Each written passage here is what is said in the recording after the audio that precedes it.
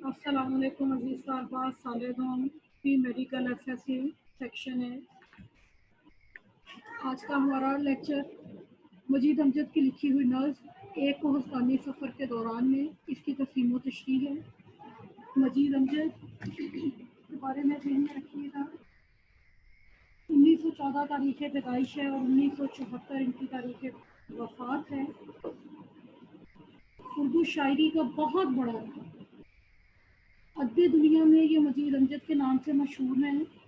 आबाई इनका जो शहर था ज़िला झंग में ये इनका आबाई इलाका था और इसके अलावा इनकी रिहाइश साहिवाल में थी। उम्र का ज़्यादा हिस्सा फ़राइज़ की अदायगी की वजह से, नौकरी की वजह से साहिवाल में गुजरा। मजीद अमजद उर्दू जदीद नस्ल के बहुत अहम शायर हैं और इनका आहंग और असलूब नई शायरी का एक नया रास्ता मुतय्यन करने का जरिया बना है। इनके कलाम को डॉक्टर ख्वाजा मोहम्मद ज़िक्रिया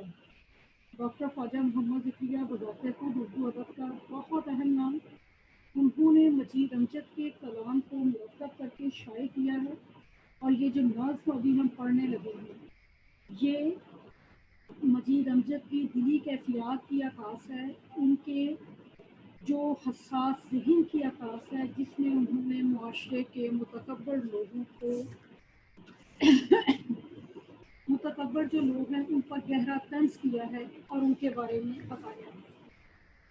अभी आपको एक बात मैंने बताई कि वो जदीद नज़्म के नुमाइंदा शायर थे। जदीद नज़्म यानी जिसमें नए नए तजर्बात किए जाते हैं, ऐसी नज़्म जिसमें नए नए तजर्बात किए जाते हैं। मुख्तलिफ जो हायत के तजर्बात भी हैं। अब आप इस नज़्म को देखिएगा, इसके मिसरे आम नज़्म की माने जुज़ तादाद में नहीं है बल्कि ताक है। ताक मिसरों पे मुश्तमिल ये नज़्म है, यानी इसके 11 मिसरे हैं, यानी 5 तो अशार और एक ज़ायद मिसरा है। उसमें भी आप देखेंगे कि पहले 2 शेर जो हैं आगे चलते चलते जो है दरमियान में एक मिसरा इसका ज़ायद आ जाता है, यानी ये नए नज़्म का एक तजर्बा है। लौहे दिल मजीद अमजद का शेरी मजमुआ है जिससे ली हुई ये नज़्म है। एक कोहस्तानी सफ़र के दौरान, कोहस्तान को एक मरतबा जहन में ले आइएगा। पहाड़ी इलाका है और पहाड़ी इलाका ऐसा होता है कि जिसमें एक तरफ ऊंचे पहाड़ होते हैं और दूसरी तरफ गहरी खाइयाँ होती हैं। वहाँ पे सफ़र करना, अब तो खैर ये मोटरवेज बन गई, सड़कों का निज़ाम पहले की निस्बत बेहतर हो गया, तो अब वहाँ का सफ़र इतना मुश्किल नहीं। लेकिन इसके बावजूद आप मेन सड़कों से हट के जब आगे छोटी गलियात में जाते हैं तो वहाँ पर जाकर एहसास होता है कि वहाँ रहना, वहाँ पे सफ़र करना या दूर दराज मुकामात तक जाना कितना मुश्किल है। उसी सफ़र के दौरान होने वाला जो एक एक्सपीरियंस है, एक तजर्बा है, उसे शायर ने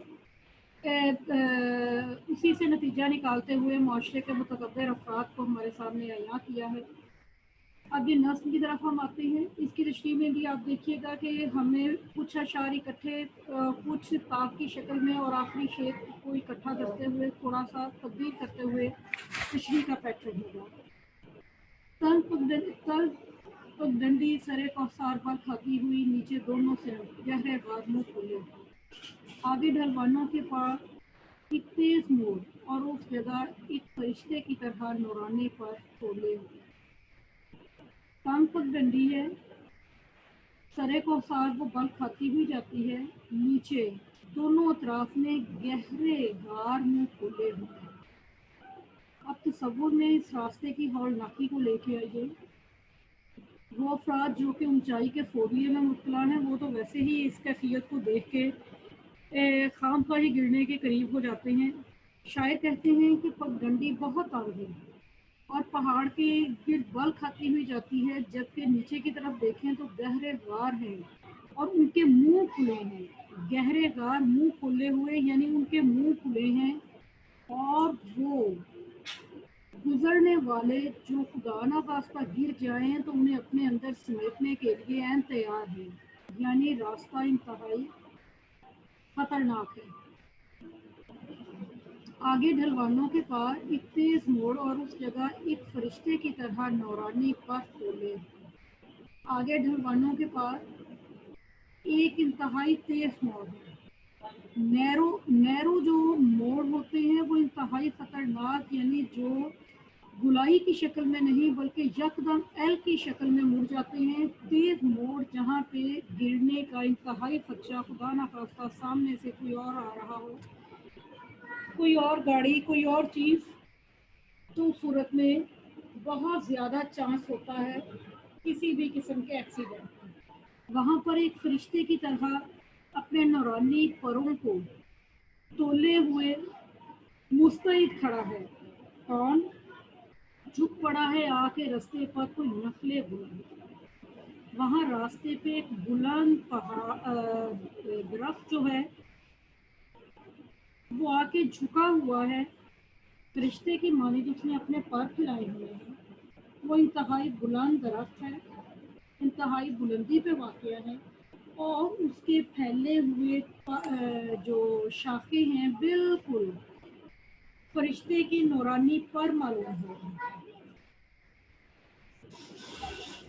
थाम कर जिसको गुजर जाते हैं आसानी के साथ, मोड़ पर हैं डगमगाते राहगीरों के काफिले। जिसे थाम कर निहायत आसानी के साथ उन रास्ते में से गुजरने वालों के काफिले जो कि डगमगाते हैं, लेकिन वो उसे पकड़ते हैं और पकड़ के आसानी के साथ गुजर जाते हैं।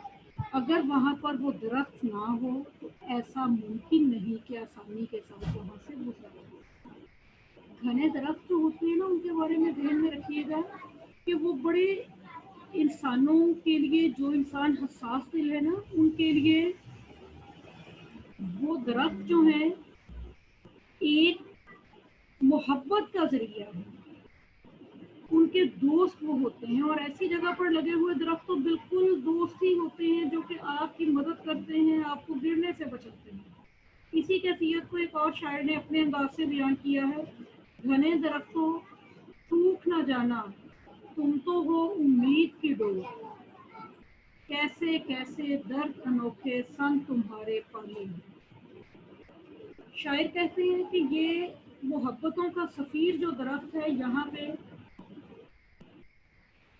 रास्ते में से गुजरने वाले काफिलों को ऐसी आसानी देता है कि उनके डगमगाते कदम वहां से आसानी के साथ आगे की तरफ बढ़ते चले जाते हैं। एक बोसीदा फमीदा पेड़ का कमजोर हाथ, सैकड़ों गिरते हुओं की दस्तगीरी का अमीर। बोसीदा पुरानी को कहा जाता है, टूटे फूटे को। फमीदा झुका हुआ, दस्तगीरी हाथ थामना, सहारा देना। एक टूटा हुआ, एक झुका हुआ, एक बूढ़ा पुराना दरख्त जिसका कमजोर हाथ बहुत से गिरते हुओं को सहारा देता है। अब दरख्त जो कि तनावर दरख्त हो, वो कोई 1-2 साल पुराना दरख्त नहीं होता, बल्कि वो दरख्त जो है वो इंतहाई पुराना होता है। शायर कहते हैं कि ये इतना पुराना जो दरख्त है जो कि अपनी उम्र के बहुत से माहो साल गुजार चुका है, ये गिरते हुओं के लिए बहुत बड़ा सहारा है। ये गिरते हुओं की मदद करने वाला है। ये गिरते हुओं के लिए गिरते हुओं की दस्तगीरी का आलम है लोग वही जहां में अच्छे आते हैं जो काम दूसरों के।